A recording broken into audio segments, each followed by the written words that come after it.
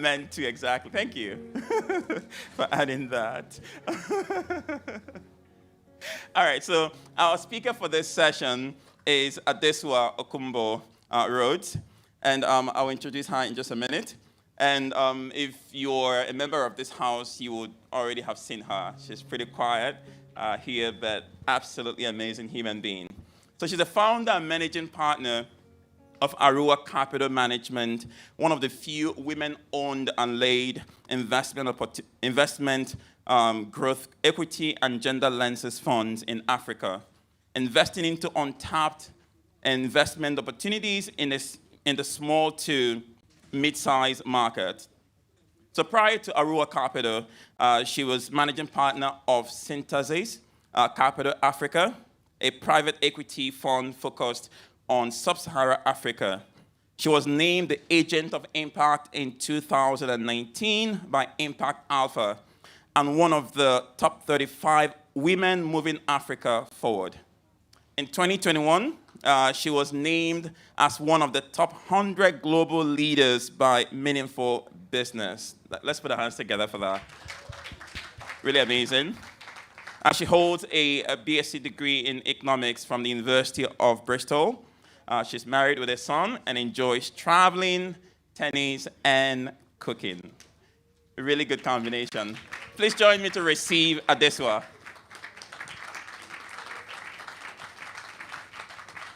Thank you. Hi,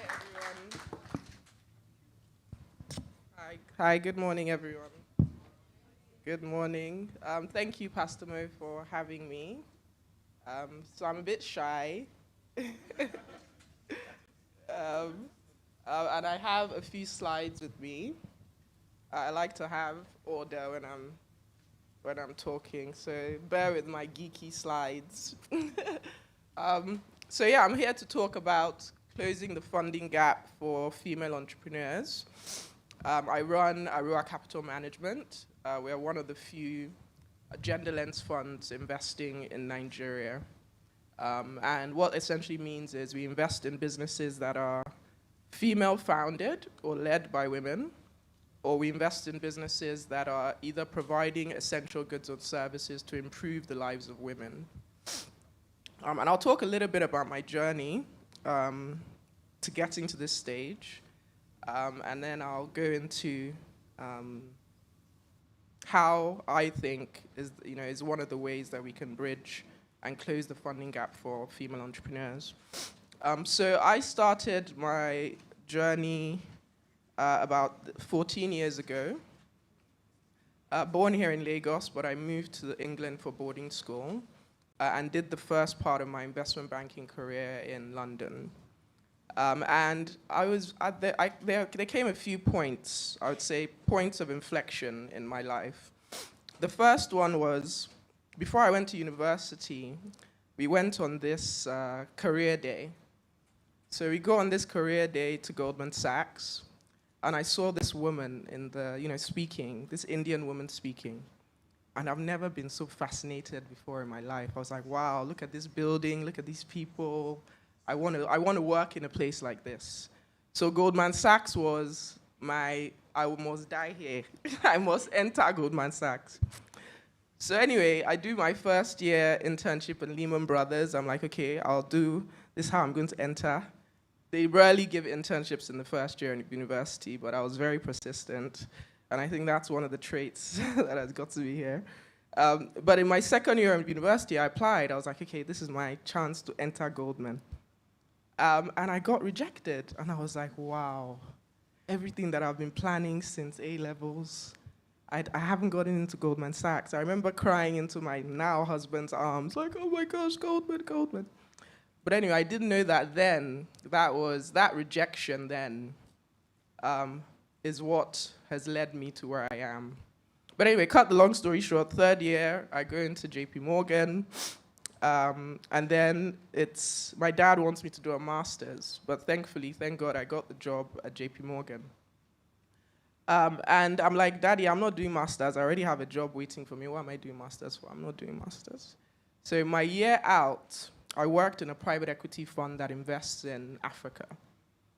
So that was another inflection point where I spent about 8 months or so working with this fund and seeing what the impact of private equity is having in Africa, where businesses that are very, very viable can get growth capital, and you can not only make money, but also have significant social impact. You know, the jobs that we were able to create, the essential, this company was a local manufacturer of anti-malaria drugs and antiretroviral drugs. We now started exporting it to other countries. So I was like, wow, so you can do this where we make money and we can also impact people's lives. That's amazing. So I went back to JP Morgan, but I always had at the back of my mind that I want to do something like this back in Nigeria. I just didn't know how yet. So sitting at my desk at JP Morgan, I get headhunted by a private equity fund, a European private equity fund. And it was in 2014, and everyone was like, why are you leaving JP Morgan? You know, you're doing well, you've spent 4 years there, you can just continue and, you know, you keep on making money and, you know, you're in a big global organization. But anyway, I felt that God wanted me to do something a bit new. So I moved to Nigeria. This company is a European fund, never done anything in Africa. And I was the person that they had headhunted to help them set up their African operations. So that was the first point where I believe God was calling me to do something. Because I was 24 years old. And they're like, well, you know, why are you following this company to Nigeria? Just stay in JP Morgan. But anyway, I jumped at the opportunity, and I was essentially helping them build up their African business. But this European fund obviously had, you know, they had about $300 million under management, so they're an experienced investor. So anyway, I did that for 5 years. And then I kept on getting this, I was a bit restless. I was like, I'm here in Nigeria, building this business, but I don't have any ownership in the business. This doesn't make any sense. So I look around in the industry, and this is when I really started to do my research. I looked around in the industry, and there were a lot of women that were placed in private equity funds as figureheads, but no women that were actually running and owning their own funds. And at that stage, so I was 28 at this point, and I felt God saying to me that, go and set up your own private equity fund. And I'm like, I'm 28 years old. So anyway, I obeyed, and I said, okay. So I bought that fund. I put my JP Morgan bonuses together, emptied my bank account, sold my investments, public and private, and I bought that fund, and I renamed it to Arua Capital in 2019, whilst I was 6 months pregnant. And I think that why am I saying all this? I think that there are certain points in your life where you have to trust God. And you have to really believe that, I think Ian said it earlier, that whatever God purposes for you is good. So trusting him in the difficult times, you know, that 5 years when I was with Syntaxis, we were fundraising for a fund, so many doors shut in my face. With Arua, thank God things are better now, but still it's had its challenges. So I'm saying all this to just say that the biggest thing that as women and men we need is persistence, and the belief that God can be trusted to keep his promises. So that's a very big intro, but if I go into my slides, so what do we do at Arua Capital Management, just to set the scene? So female-founded and led growth equity and gender lens fund. We've been around for the last 6 years. We're investing in essential goods and services, so healthcare, fintech, consumer goods, renewable energy, things that we believe that people will need access to for the next 30 to 50 years, regardless of macroeconomic situation, regardless of political stability. You're going to need healthcare, you're going to need financial services, you're going to need access to power, you're going to need food.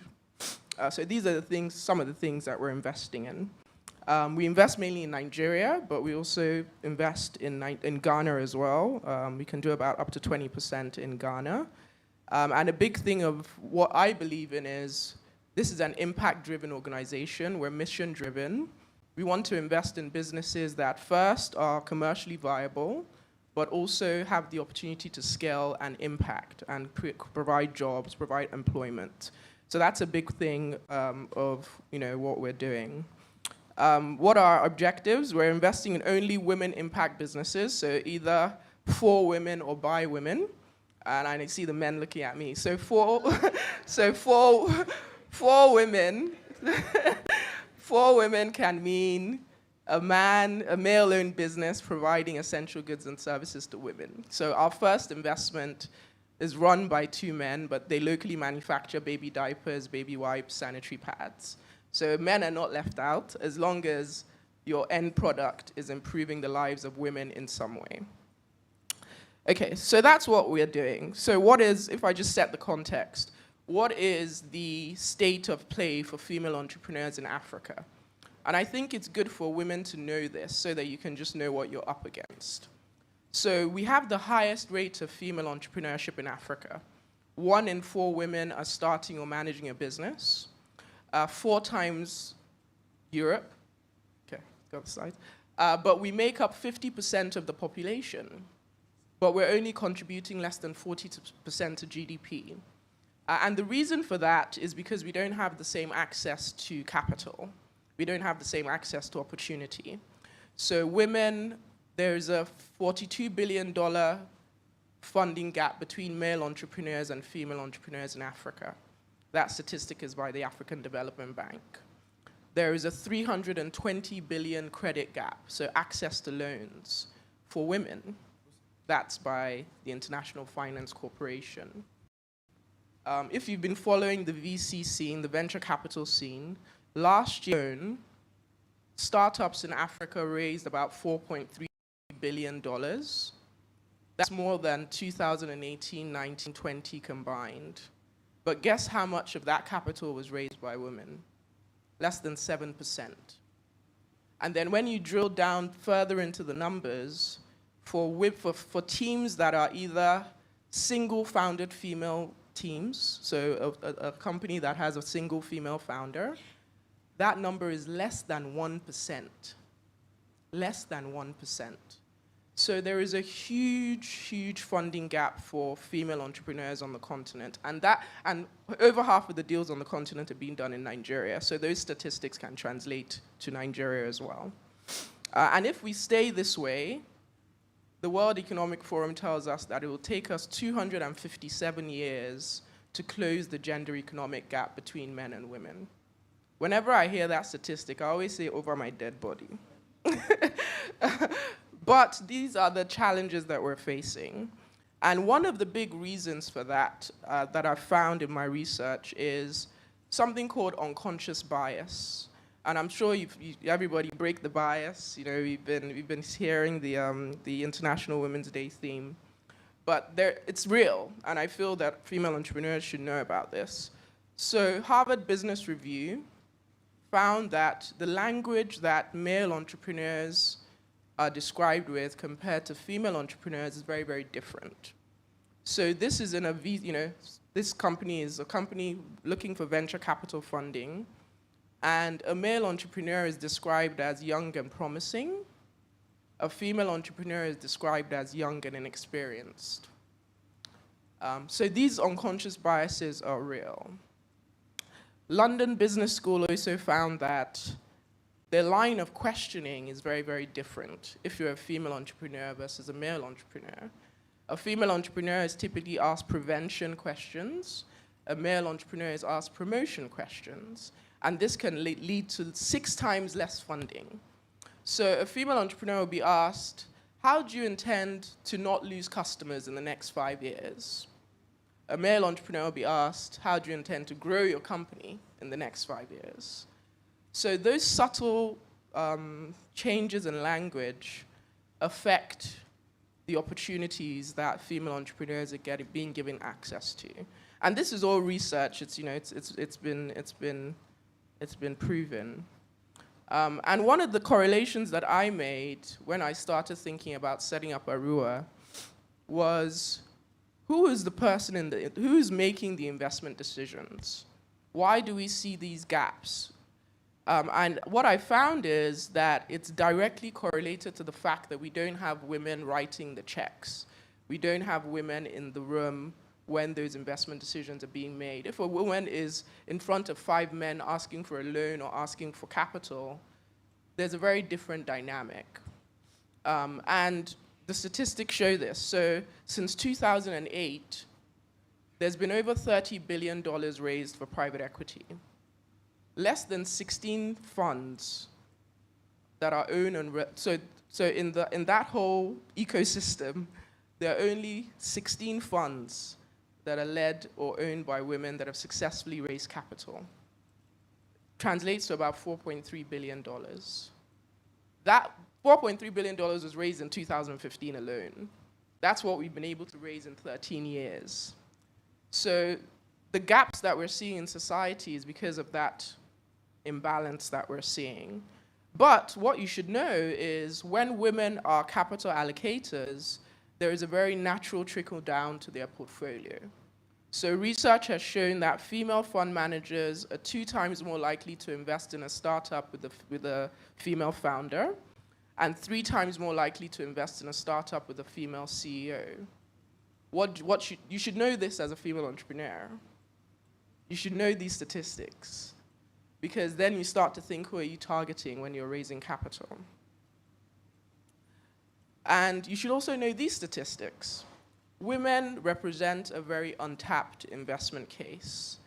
I always say to my investors that gender-led investing is the last arbitrage opportunity left in private equity, just because of the disparities. There's so much limited competition. As a woman, I can understand a product and service targeted to me much more than a man can. The fact that I'm looking for the best businesses providing essential goods and services to women, I'm an end user, right? I'm investing in female entrepreneurs. I have a network of female entrepreneurs that I can reach out to.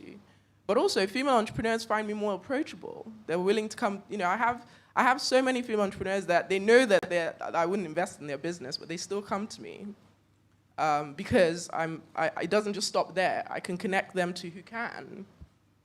So having that competitive edge as a woman, I think it puts us in a very, very good stead because of these disparities that I just mentioned, where there's significantly less competition. So anyway, the untapped investment case. So just throwing some statistics at you. I always like to use data. So if the gender gap is bridged, McKinsey estimate that there will be $28 trillion added to GDP. BCG tell us that women control about 15 trillion in global consumer spending. We're making about 80% of consumer decisions in your household. I'm sure you know that that's correct. McKinsey tell us that companies with top quartile gender diversity on their executive teams are 21% more likely to experience above average profitability. IFC told us that gender balanced senior investment teams are generating 20% more return. Portfolio companies with gender diverse leadership are seeing valuations 20 to 30% higher. And teams with at least one female founder did 63% better than all male founder teams, even though they're raising less than 1% of the funding. So you can see that the data is now being proven that gender diversity is improving profitability, is reducing risk, it's enhancing returns. So as you're raising capital, know that information, that what you have is valuable, what you have is being sought out after. And I say that to, okay, I'll come back to that. So, and when we think about investing in women, it's not just about a bottom line. So we talked about representing an untapped investment case. But in the world where we live in right now, where sustainable investing, impact investing is such a big focus of you mentioned BlackRock, it's such a big focus of so many large asset managers at the moment. How is your business also impacting society? So what we say is women invest in everyone else. when you invest in a woman, about 90% of her income is going into her children or her family. That's about 30% for men. Sorry, guys. So, what are you doing with your business that is also impacting society, impacting families, impacting communities? We're very, very intentional to make sure that the types of businesses that we're investing in are having impact in their communities as well. And we think that women-led businesses and women in general are typically the ones that are typically giving back. So also make that a part of your pitch, if you will. And there's something now called gender lens investing. It's only really just caught traction since 2017. But gender lens investing is investing with an intention to empower women in some way. And it can be in different forms. Because people hear gender lens investing, and I think a misconception is, gender, you're only investing in women-owned businesses. Not necessarily. You can be investing for a purpose of women in leadership. So companies that typically have women in senior management. You can be investing for women in finance, so investing in funds like Arua, where you have women in private equity. You can be investing in products and services that improve the lives of women. So in our portfolio, we have a business that locally manufactures sanitary pads. We have a business that provides credit assessment for banks and fintechs that are typically targeted to women. We have a business that's exporting hibiscus outside of Nigeria. 90% of their workforce are women. So you can invest with a gender lens and not necessarily only invest in women-owned businesses. So guys, don't feel left out. But you can see the trajectory of the industry. It was only $1.1 billion in 2017. That increased to $4.8 billion in 2019. And as of 2021, that number is now $6.1 billion. So the attention of looking for businesses that are owned by women, businesses that are impacting women in some way is increasing every day. And there are a lot of initiatives now that are targeted at women's empowerment globally. So there's something called the 2X Challenge. The G7 countries came together and they decided that women can no longer be ignored. And they are mobilizing about $15 billion by the end of this year to initiatives that promote women's economic empowerment. So about 8 of the development finance institutions, Proparco, IFC, Norfund, DEG, are very, very eager to support women-owned businesses in Nigeria. So I feel these are the sorts of initiatives that we should know about.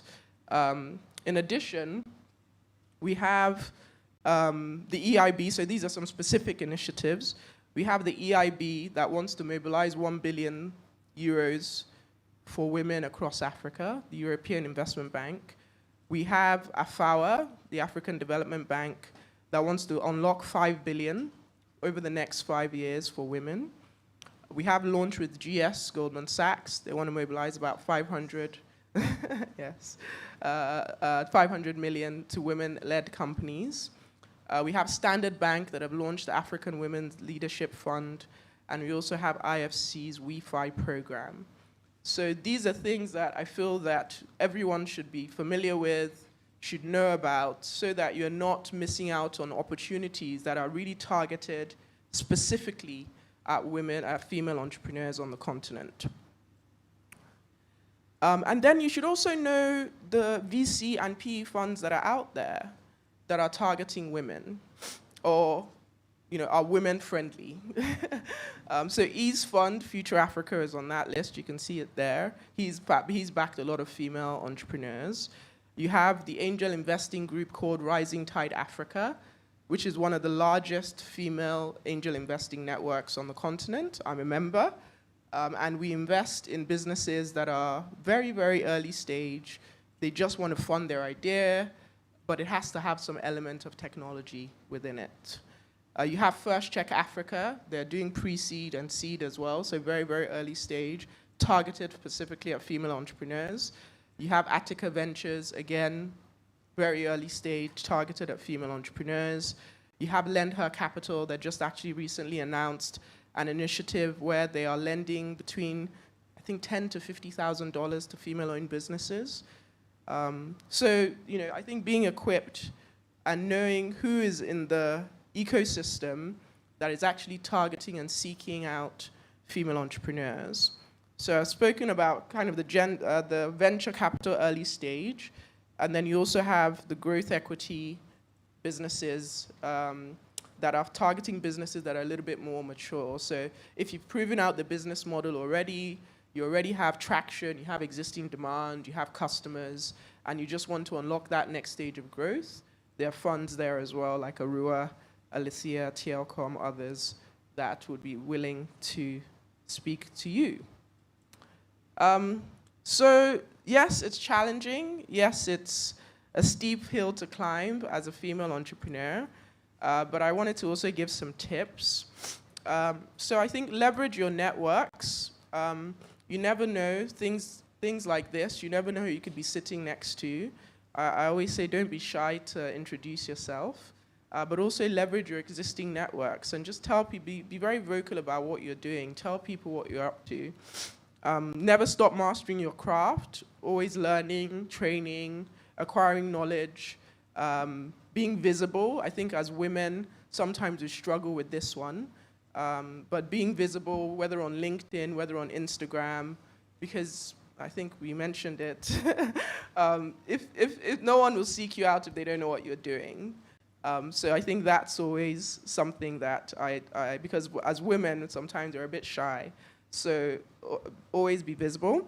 And this is a big one. I think knowing your why, I think for me, that's what's taken me through the last 6 years that have at times been sometimes very challenging, is know your why, know your purpose, and make sure that your purpose it goes beyond you. Because I feel that if my purpose was just about me, I would have quit a long time ago. So always make sure that your purpose is impacting others as well. And then as a female entrepreneur, just some kind of more practical tips. As you're building your business, and as a male entrepreneur, as you're building your business, think early about your governance structure. Think about your advisory board. Think about your board of directors. Think about, okay, who's in my management team? How are we making decisions? Because I think if you start that early, when you come and meet people like us that are investing later, we look at that and value that you started, your company the way you should go. And financial reporting discipline. Keep your books in order, and start that early.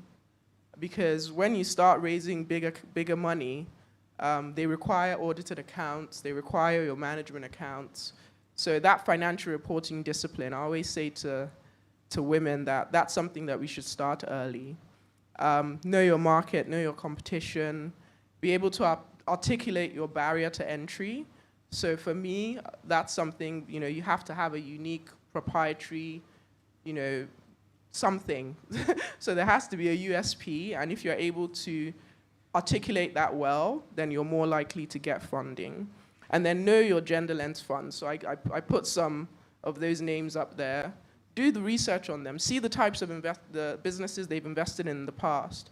Know the types of sectors that they like. Because as investors, we tend to have favorites. So, and you can typically see that trend when you study someone's portfolio. So know what they like, know what they're investing in.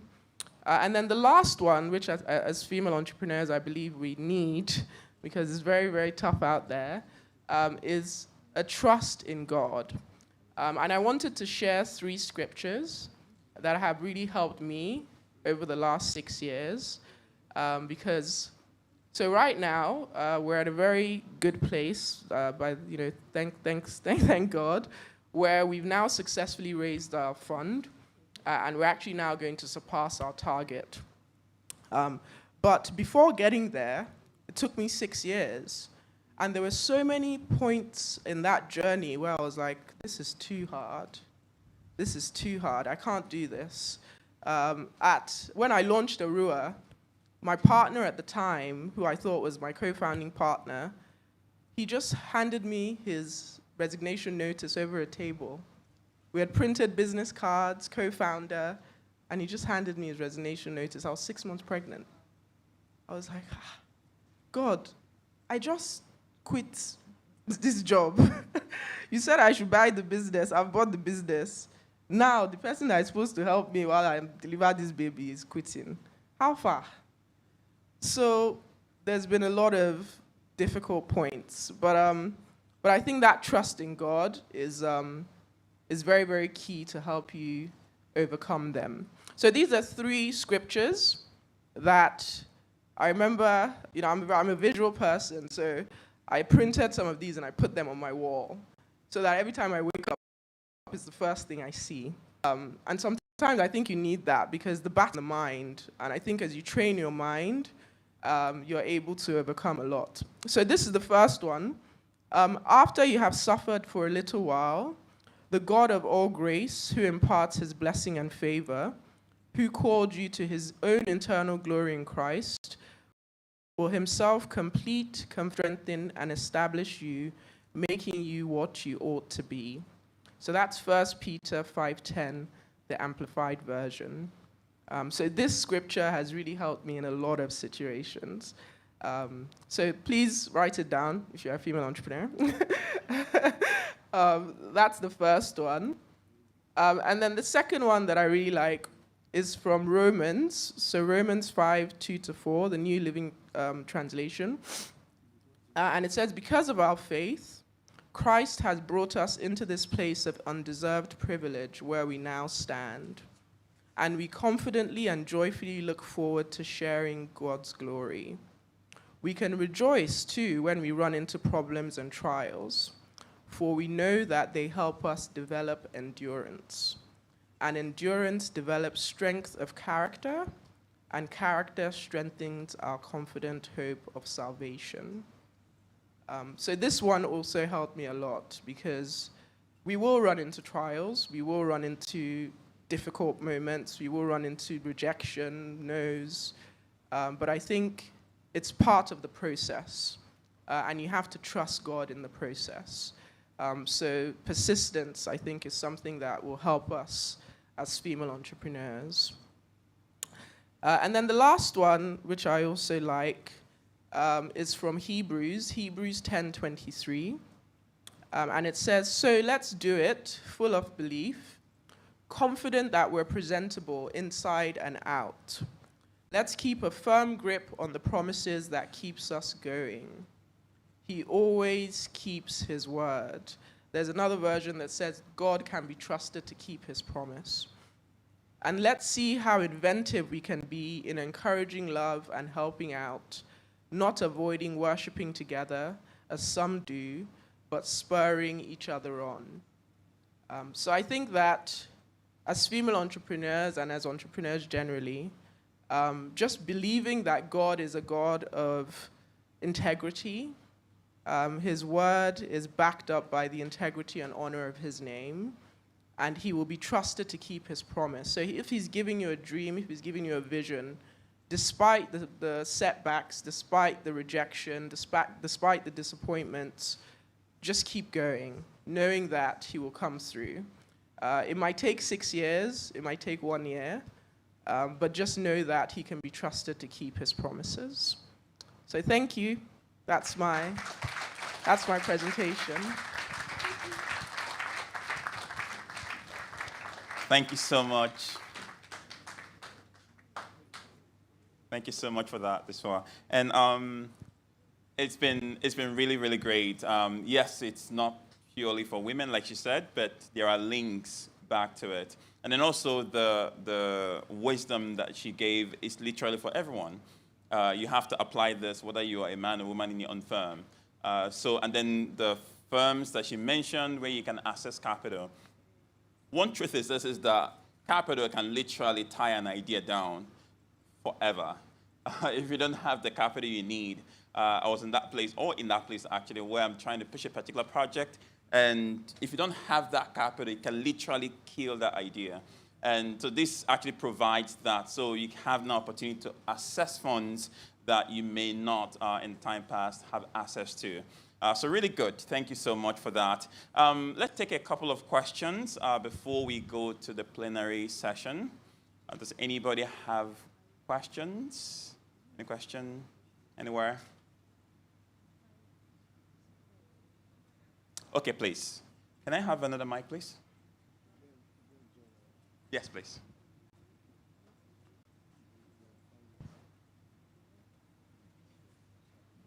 Hi, thank you so much. And thank you just for sharing all that data, because it's really eye-opening, particularly for the type of work we do at the Destiny Trust, where we work so closely with women, and we know that they carry such a big burden, and just seeing how disadvantaged they are is just so interesting to see.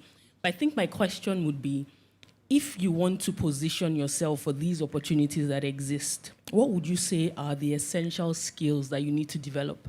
I know you mentioned a few things about being able to articulate your USP and all of that, but are there any other key skills you think, wherever you are, start working on this so that you can position for those opportunities? Thank you.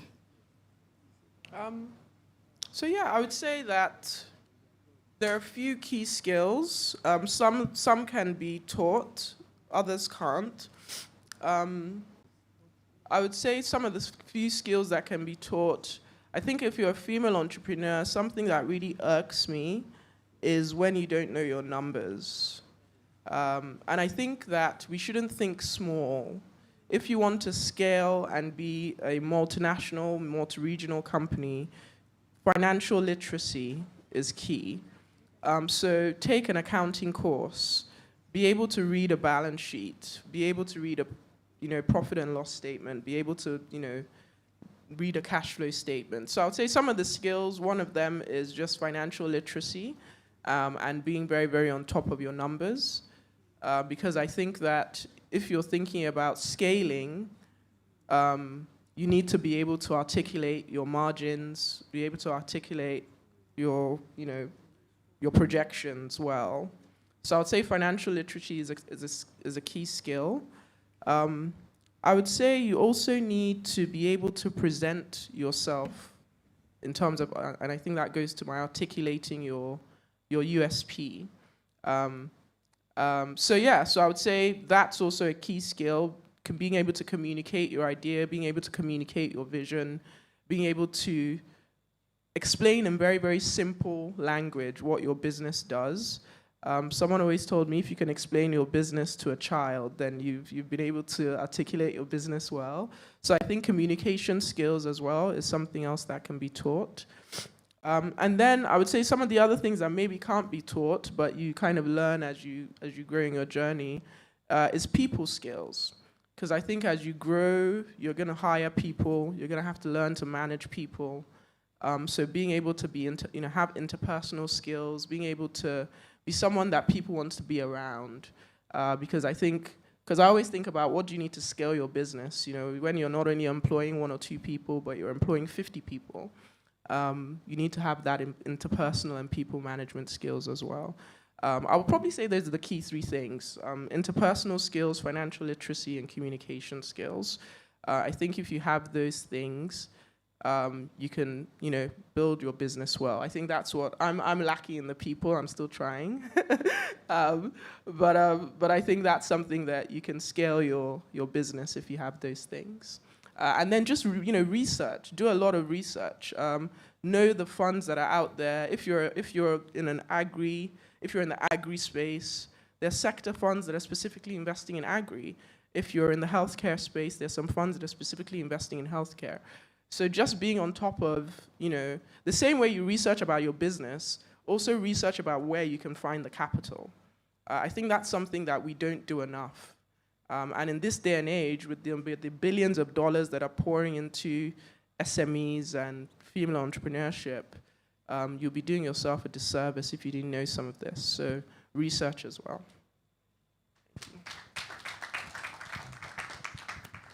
Thank you. Any other questions? Okay, awesome. All right, so we're going to, let me invite Hio's music.